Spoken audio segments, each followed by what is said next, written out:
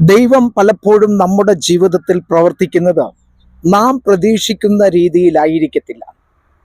അതിനൊരു ഉദാഹരണമാണ് ഇസ്രയേലിനെ മിസ്രൈമിൽ നിന്ന് ദൈവം വിടുവിച്ചു കൊണ്ടുവരുന്ന വഴിയിൽ അവർ ചെങ്കടലിന്റെ തീരത്ത് എത്തിച്ചേർന്ന് അവർ നോക്കിയപ്പോൾ പുറകെ ഫറവോനും സൈന്യവും വരുന്നു. രണ്ട് സൈഡിലേക്ക് പോകാൻ പറ്റത്തില്ല.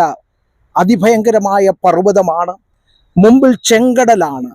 അവർ മോശയോട് പിറുപിറുക്കുവാനായിട്ട് ഇടയായി തീർന്നു. എന്നാൽ ദൈവം മോശയോട് ഇടപെട്ടത് ഇങ്ങനെയാണ്: ആ ചെങ്കടലിനെ ദൈവം വിഭാഗിച്ച് അവർക്ക് വേണ്ടി, ഇസ്രയേൽ ജനത്തിന് വേണ്ടി ദൈവം വഴി തുറന്നു കൊടുക്കുന്നതായിട്ട് നമുക്ക് കാണുവാൻ കഴിയും.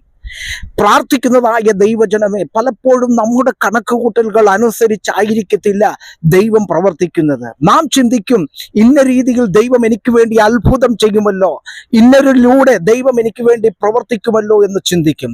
എന്നാൽ ഇസ്രയേൽ ജനത്തിന് വഴി ഒരുക്കിയതുപോലെ അതുവരെയും ആർക്കും തുറക്കാത്തതായ ഒരു വഴി, അതുവരെയും ആരും കാണാത്തതായ ഒരു വഴി, അതുവരെയും ആരും ചിന്തിക്കാത്ത രീതിയിൽ ദൈവം അവർക്ക് വേണ്ടി അത്ഭുതം പ്രവർത്തിച്ചെങ്കിൽ, പുതിയ നിയമവിശ്വാസിയായിരിക്കുന്ന എനിക്കും നിങ്ങൾക്കും വേണ്ടി അതിലും മഹത്തായ കാര്യങ്ങൾ ദൈവം ചെയ്യുമെന്ന് ഇന്ന് പകൽക്കാലം ഞാനും നിങ്ങളും വിശ്വസിക്കുക.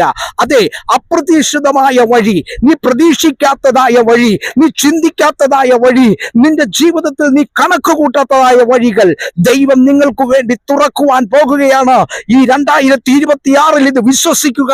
അതെ, ദൈവം നിങ്ങൾക്ക് വേണ്ടി പുതുവഴികളെ തുറക്കുക തന്നെ ചെയ്യും.